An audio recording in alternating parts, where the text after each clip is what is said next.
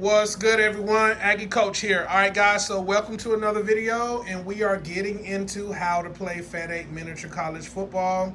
I've already done this entire series before. Not a lot has changed since the update. However, there are a lot of little chicken nuggets. There are a lot of little details that I did not include in the previous iteration of the How to Play Fat8 Miniature College Football series. Now that the new Fat8 2021 manual is complete, keep in mind this is the beta, guys, but it's already been released. You can go to our Facebook group. I will put the link down below. You can go to the Facebook group, you can download it, and you can go ahead and start using it. But this video, I've already gone over the procedures for kickoffs, right? So now we're going to begin with scrimmage play. So I'm going to start going over the procedures here. Again, I've already gone over these procedures in a previous video, but here I'm just going to be doing an update. So I'm going to start with Rule 3, which covers the game clock and the play clock, right? Very important. As you can see, I have both of the teams. I got Appalachian State Mountaineers and I have Army. Right now, they're both in the huddle. It's important that I point this out. At the end of a play, you want to get your guys on side as fast as possible. As soon as both teams have their players on sides, the play clock will begin. It's a 40-second play clock. Guys, when you're playing head-to-head, I want to go ahead and point this out. We use the actual NCAA play clock with no modifications. Offensive coach, boy, I'm telling you, head-to-head is going to put pressure on you. If you don't have a playbook, if you're not reading the defense, if you don't know what play you want to run from play to play, you're going to be in trouble because there are delay of games penalties here. You got 40 seconds to set up your offense and run the play. Now, this is the way that this works. The offense in the Fat8 Miniature College Football, the offense and the defense set up simultaneously when playing head-to-head. Meaning, as the offensive coach, when I get my guys on side and the defense get their guys on side, the play clock will begin. You better start setting up that formation. Defense, you better be setting up the formation as the offense is setting up the formation. Because when the offense finishes setting up their formation and that coach says set, he can do his motions. He can do an audible if he wants, as long as it is within the 40-second time clock. You better get that play off before the 40 seconds runs down, or it's going to be a delay of game. So, head-to-head is going to be pressure, pressure, pressure. Offensive coach, you got to be popping. You got to know what you want to do, what you want to run, and you got to be moving because that pressure is going to be on you. So, I have done this over and over and over again. When I was doing the play testing, I was able to get my offense set up in 40 seconds. In fact, I'm averaging around 27, 28 seconds getting my offense set up because I already know what play I want to run next before you even set. You get ready. So it's coming at you. So I just wanted to cover that real quick, the 40-second clock. Play clock. Now there is another rule, right, which refers to the 25-second play clock. That is, if there is a referee timeout or if there is a penalty of some sort, player helmet comes off. That is a thing in the Fat8 rule system. You can find that in the appendix for injuries. But if you are playing the injury system in your solitaire leagues or head-to-head, whichever you choose, right? If you guys are playing all the way through and you're playing injuries, there are possibilities of players' helmets coming off, right? So you can read that rule in the rule book. It's right under the 40-second clock under Rule 3.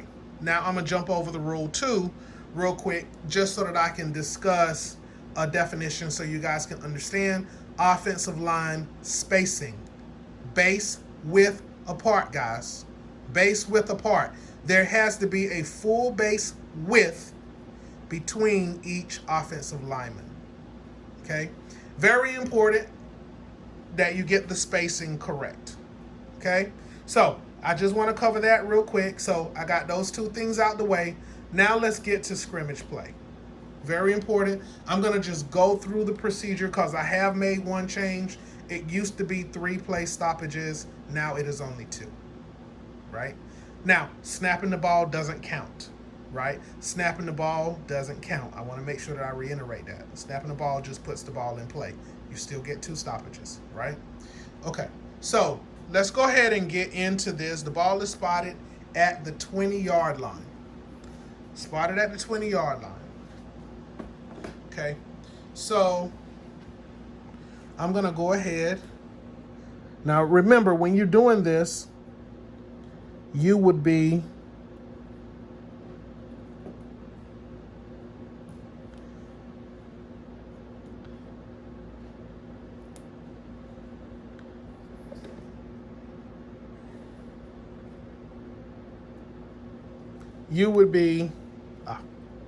there we go.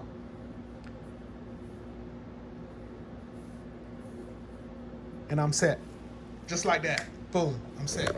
Now, at the same time, the defense would be setting up, right?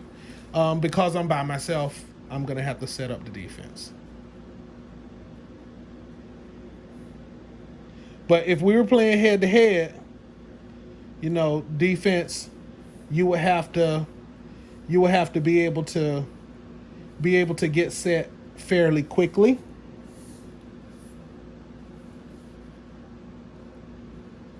Okay, defense is set.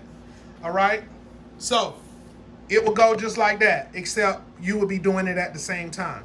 So on average, you should have your offense set really in 30 seconds.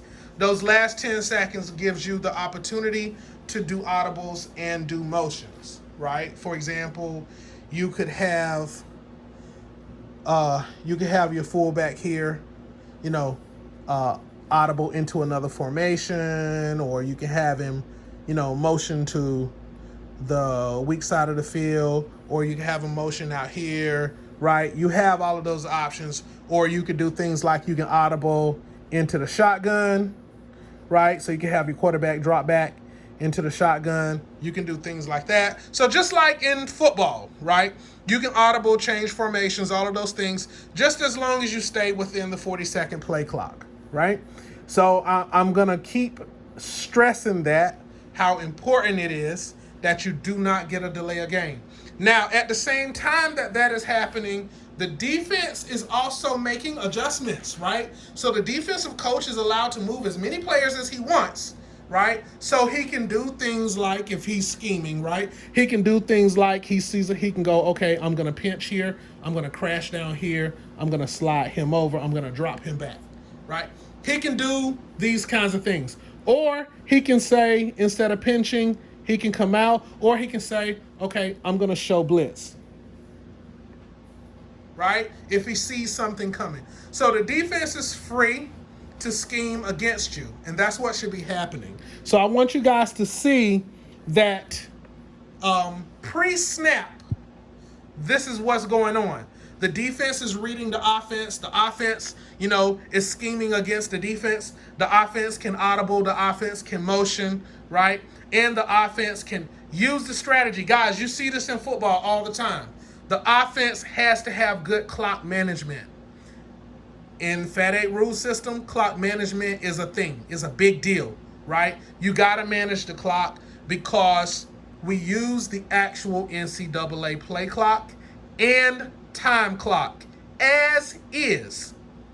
Okay? So you need to keep that in mind. So the 2 minute drill, that's a thing, right? So you got to keep all of this stuff in mind as you're processing. I'm using the clock. Also, you should be using the field. If the ball is not always placed in the center of the field.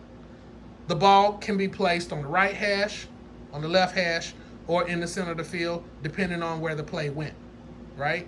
So you also have to have field management. You need to know, you need to tailor your plays to the kind of personnel that you have and to the location on the field where the ball has been spotted, right? So these are things that you have to keep in mind.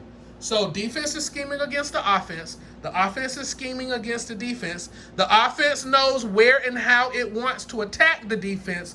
The defense does not know how and where the offense wants to attack them. So the defense has to scheme against what it is that they are seeing, which leads me to the appendix for APW, actual player weight. It is very important that you guys use the APW system because that is where your matchups are going to come from. Now, as the coach, and I'm going to make this available to everybody, I'm going to talk with Coach K about this. But here on your coach card, here you have matchups. So as you're playing, you should be paying attention to, like, for example, these are your receivers right here. Okay? You guys should know this already. You guys know football, so I don't need to explain this, right? So you need to be paying attention there, and you need to be looking at your matchups, and you need to go, oh, okay, my wide receiver can beat that cornerback, right? Start scheming against that and start picking on the weak guys on the defense. That's what a coach is supposed to do, right? Okay, so all the theory is now out of the way. We now have an understanding, right? So now I'm going to just go through the play procedure real quick, okay? Because we have all sorts of penalties and everything now. So I'm going to just go through the snapping procedures real quick. Right now, quarterback is on the center. Quarterback cannot go forward to the line of scrimmage pre-snap, right? So quarterback does not have the ball. The ball starts with the snapper or the center. Center has the ball right now on the 20-yard line, okay? The very first stoppage or the very first bump on the board is the center snapping the ball to the quarterback, okay? That's very simple. Also, keep in mind, defensively, guys, you do not have to have all of your players running forward on defense. You can have them dropping back. You can have some players being stationary. Now, the stationary rule you will find in Rule 2. The stationary rule says that a player cannot be stationary after the snap has been completed. So your players can only be stationary during the snap. After the snap, they have to come off the stationary basis, and they have to start moving. So we're going to go ahead and get our snap. Ball is now in play. Okay? So if you were stationary, now you can no longer be stationary. All right? Now you're doing phase 2, which we call read and react. Okay? So in this case, I'm going to keep it simple. Okay? Because you get 2 stoppages, and the quarterback here has to physically go, if it's going to be a run play, the quarterback has to physically go and hand the ball off to the person who is getting the ball, whoever that might be. In this case, I'm going to have the quarterback hand the ball off to the running back. Okay? So all I'm going to do is direct him to go get the ball, and I'm going to direct the running back where I would like for him to go. So I'm going to just pivot the running back. Now, while I'm doing this, the defense is also watching. So the linebackers see what's happening. Okay? So I'm going to go ahead, and they see the ball going this way. So I'm going to go ahead and have these guys react. All right? Now, you can, at the same time, direct your blocking. Okay? So you want to go ahead and pivot your guys who are not engaged to go ahead and block since the ball is going to the 26 hole, right? Is going to the outside. So you can go ahead and direct your blocking. Okay? All right. There's your handoff. Now, once the running back crosses the line of scrimmage, you can no longer stop the board.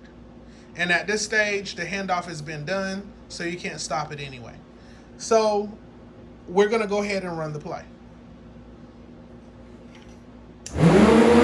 Ooh, stuffed. In the backfield, Appalachian State made a good stop. As you guys can see, that running back got stuffed in the backfield, taking down a loss of 4, and that is the end of the play. The same thing is the case for passing, guys. Passing works the same way. Now, this is the part that I was talking about, and I'm going to stop here because this is going too long, but that is how the snapping procedure works, okay? And then I've also included several other rules in Rule 3 and Rule 2 and some definitions, so you guys have a better understanding of the game system, okay? So, snapping procedures completed. That is how it works. If it were a pass, the only thing that you would do is you would either do play action. You can have him go touch the running back as if he's going to hand it off, and then you say play action. Direct that running back to go where he goes. Have your quarterback dropping back. The defense makes their adjustments, right? Quarterback rolls out. Quarterback throws the ball. That's it, right? Simple, simple. All right, so on pass plays, please pay very close attention to your linemen. You'll notice here that my line management is really good. There are no linemen downfield. This is a tight end right here who's open, got some receivers up there open if it were a pass. But the defense was playing run because they saw the handoff. So that is why the defense committed to the run. Okay, that's why play action is so important. So you make that defensive person be honest. You run play action, guys. You got to run play action because you want to make him bite the run so you can throw the pass over top of the defense. So, and Coach K has a really, really good toe pro passer, which he's developed, the V3s, which I'll demonstrate for you guys at some point, that is really good at throwing over the line. So really, really good, and you don't have to tilt them either. So I'm stopping it here. I'm 17 minutes in. That is how it works, guys. It's very simple. That's how it works. So if you guys have any questions, let me know. I will cover, I think the only thing I'm going to cover, because everything else has been done already. You guys have seen everything, and I'm ready to get back to the season. Only thing I need to cover is special teams. I'll do a couple special teams for you guys. The PAT and punt procedures. And other than that, you guys got the rule book. You can read through the rule book. If you have questions, let me know, and I will address them at that time. Peace.